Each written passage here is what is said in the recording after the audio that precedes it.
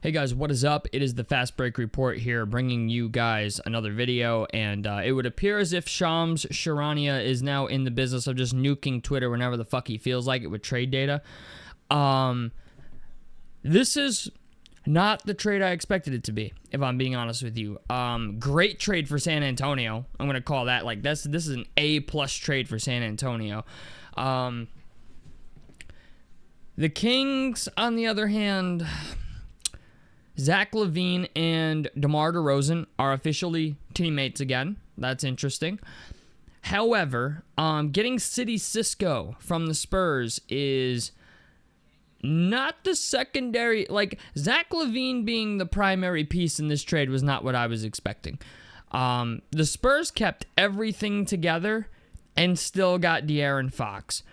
The Kings might be one of the worst trades in the, or at least one of the worst organizations in the league when it comes to making trades. Granted, the Tyrese Halliburton Sabonis trade worked out very well for them. They did get a lot of draft compensation. Okay, I can't knock them for the draft compensation here. They got 3 first-round picks. One of them is a 2025 Charlotte Hornets first-round pick, which should be in the top 10 this year. There's a lot of good talent in college basketball this year. You got Cooper Flagg, the guy at Auburn. His last name's Broom. I can't think of what his name is. Janai Broom, if I said that correctly. I'm positive I said his name fucking wrong, but he's really good. Rutgers has a lot of really good players. St. John's has some decent players. So, like, there's a lot of good players in the draft this year, or that which should be entering the draft this year that are in college basketball at the moment. So I like the picks they got. Even the 2025 second-round pick they got from Chicago is likely to be an early second-round pick because they're just not. Their record right now is, I think, 21-28. I don't even think Chicago has a winning record. Yeah, they're 21-28. They're the 10th seed in the East. They're essentially in the tanking conversation at this point for Cooper Flagg and whatever else they may be looking at. Which is why I'm very shocked. Like, I'm not shocked that they traded Zach Lavine because they wanted to get off that contract anyway. So technically 2 dominoes fall here where, you know, Zach Lavine and DeAaron Fox are both getting traded. However, the Bulls did get some decent players. They got Trey Jones, they got Kevin Huerter, they got Zach Collins, and a 2025 pick from San Antonio. We don't know if that's a first rounder or a second rounder. I'm assuming it's a first round pick. So the Bulls, I think, made out very well. They got a whole lot more back for Zach Lavine than I thought they would, because if you guys remember correctly, last year there was no market for Zach Lavine. The Bulls were actually offering a first-round pick last year to get rid of Zach Lavine. So if the Bulls managed to pick up a first-round pick from San Antonio and get Zach Collins, Trey Jones, and Kevin Huerter for Zach Lavine, that's a whole hell of a lot better than what was going on last year, because there was zero interest in Zach Lavine last year. So I think this is kind of a win for the Bulls when you consider what they were giving up last year to get rid of Zach Lavine compared to what they got this year for giving up Zach Lavine. Like, complete 180. They were offering draft picks to get rid of him last year. They received a pick this year to get rid of him. So I think that's a win for the Chicago Bulls all into itself. Sacramento Kings, though. The draft compensation's nice. Zach Lavine's contract is fucking horrible. It'll get better as time goes on. He has gotten better at doing other things this year. He's passing the ball a little bit. He's doing something other than scoring the basketball, which is good. It's great for Sacramento. That Zach Lavine is now just more than a one-dimensional player, even though he still kind of is. He's shown flashes of doing other things as well. However, I really expected the Kings to get Stephon Castle out of this deal, and they did not. Or Trey Jones or something. They need a point guard, and they didn't get a point guard in this trade. The Spurs kind of fleeced. I'm not going to lie. It feels like the Spurs kind of fleeced. Because the players that Sacramento got back for what they gave up is simply just not, it's not equal. Yeah, Zach Lavine's a good player. Great isolation scorer. Problem is you have DeMar DeRozan. And yes, Sabonis is a guy that can do a little bit of everything. But I was really expecting them to get Stephon Castle, at least some type of young player, right? Like, that's what I was expecting out of this, is Stephon Castle plus draft compensation and salary filler. They didn't even get Stephon Castle. In fact, they didn't even get a point guard back. And you traded with two teams that have an ass ton of point guards. The Spurs had CP3, Stephon Castle.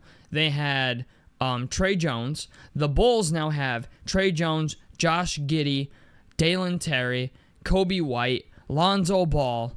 That's 5 point guards. You mean to tell, and you actually gave up Jordan McLaughlin to the Spurs, another point guard. So you gave up 2 point guards to not get a single point guard back. So I'm very confused as to what the Kings are doing here. Unless they plan on trading one of those picks to get themselves a decent point guard to put next to Zach Lavine. That's a possibility as well here, is that they're not done. But I think they need a point guard. Their record right now is 24-24. They are 10th in, they're the 10th seed right now in the West with a record of 24-24. There's really no way that they win a championship this year. So I was very shocked that they were willing to take on Zach Lavine's contract. The Chicago Bulls have Lonzo Ball, who's on I believe on the final year. This year's his final year of a player option. I don't know really what the future holds here for Sacramento. I'm actually shocked that they want to stay competitive, because trading for a guy like Zach Lavine tells everyone you're trying to remain competitive in a year where the draft class is projected to be pretty insane. So, like the Nets have clearly given up already. The Wizards are in basketball purgatory. Who else? There's a bunch of teams, man, that have just mailed it in. They're like, yo, we're trying to get Cooper Flagg, okay, or Janai Broom, if I said that correctly, or Johnny Broom, one of the two, from Auburn. There's a bunch of other guys that are really, really good in the draft this year. So that's why I'm just very shocked that Sacramento decided to take on Zach Lavine and not take on like an expiring contract in Chris Paul, an expiring contract in Lonzo Ball, or something like that. Like, just contracts that you can ditch at the end of the season and like kind of build your roster. Now they're locked into Zach Lavine for a very long time. Like, I don't know how long is left on Zach Lavine's contract, but I know it's quite a bit. If we go to, he's still on Chicago here on Basketball Reference. So if we go to Zach Lavine, Zach Lavine is locked in under contract until 2026, 2027. So they got next year, and then the following year is a $48 million player option, which I guarantee you Zach Lavine is not going to decline, because he's never going to make $48 million again, I think, ever in his career, unless he becomes a absolutely insane basketball player. So, yeah, I'm kind of shocked they took on the Zach Lavine contract. I get why, you had to get something back for DeAaron Fox, and it maybe the Spurs just simply weren't willing to give you Stephon Castle, which is a possibility. And I get that you're trying to do right by your star player, but Zach Lavine is an isolation scorer, and that's about it. So is DeMar DeRozan. DeMar DeRozan's like an isolation scorer, and that's about it. Sabonis is a double-double monster, okay? They call him Baby Jokic for a reason. But it's just the idea. I thought they should have gotten some type of young up-and-coming player out of this, especially with the way the Spurs are built. They got Keldon Johnson, Devin Vassell, Stephon Castle.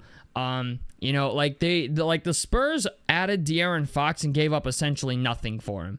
They gave up, what'd they give up? Sidney Cisco, Zach Collins, and Trey Jones to get DeAaron Fox and a shit ton of draft picks.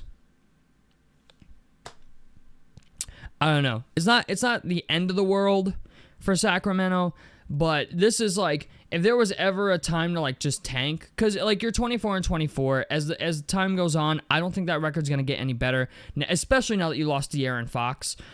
This is a record that I think is only going to get worse now that you got rid of DeAaron Fox. This was your chance to get your point guard of the future, and you didn't do it.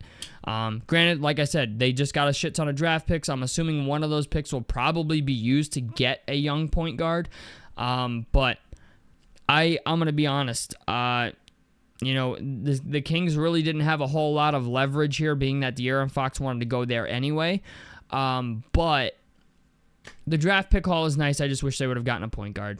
Even if, Josh Giddey's fucking terrible, but if you could have gotten like a Kobe White out of this, or even Alonzo Ball, or Stephon Castle, even Trey Jones wouldn't have been the end of the world, and they didn't do that. So, I don't know. It's an okay trade for the Kings. I'll give them like a C+, B-, but not getting Stephon Castle when that was like the only way they were supposedly going to trade De'Aaron Fox, was like if the trade was centered around Stephon Castle, and you didn't even do that, makes me think that this trade, like that's what separates this trade from being like a B-, C+, from being like a B+, A-, because Stephon Castle has been very, very good. And I don't know, the argument the Spurs could make was that we're going to get De'Aaron Fox anyway in free agency, and like this is what you had to take. But I don't know, I just find it hard to believe they couldn't get a point guard out of that, because now their starting point guard is some dude named Devin Hunter, I think. Sacramento point guards, no, Devin Carter. They gave up Jordan McLaughlin too. So, and Devin Carter's a rookie. So unless Devin Carter's about to ball out, I don't know, unless they're going to sign a guy in free agency. I assume Sacramento's not done making trades.